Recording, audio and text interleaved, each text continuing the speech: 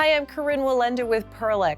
Bartenders love our rinsers, but they require care and regular cleaning in order to perform optimally. Sugars and juice pulp can accumulate within the rinser, causing problems. It's best to wash the rinser every day with warm soapy water, followed by a warm water rinse, and then activate the rinser for 30 seconds to ensure all soap residue has been cleared.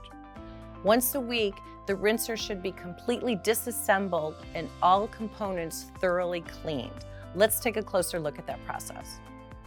Be sure to turn off the water supply to the rinser. Remove the perforated drain board. Remove the nozzle by unscrewing it. You may need an adjustable wrench with flat jaws to loosen the nozzle first. Remove the push plate. Remove the washer.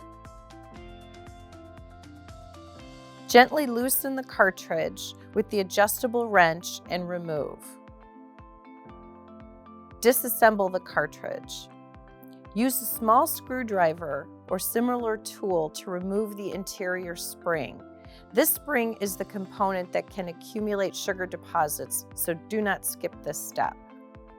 Clean all components using warm soapy water.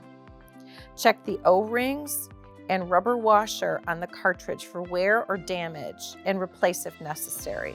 Lubricate the outside of all components with a food-grade lubricant. Reassemble the cartridge, making sure the bushing is face up. Reinstall the spring by dropping it back into place. Reinstall the cartridge by hand tightening it first, and then use the adjustable flat-jawed wrench to further tighten. Do not over-tighten this component. Install the washer. Reinstall the push plate and hand tightening the top nut. You can also use an adjustable wrench with flat jaws to further tighten the nut a little, but do not over-tighten. Reinstall the perforated drain board. Turn the water back on.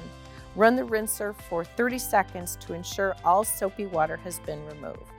Keeping the rinser clean is key to ensuring many years of use. For more information, please visit our website at perlick.com. Cheers.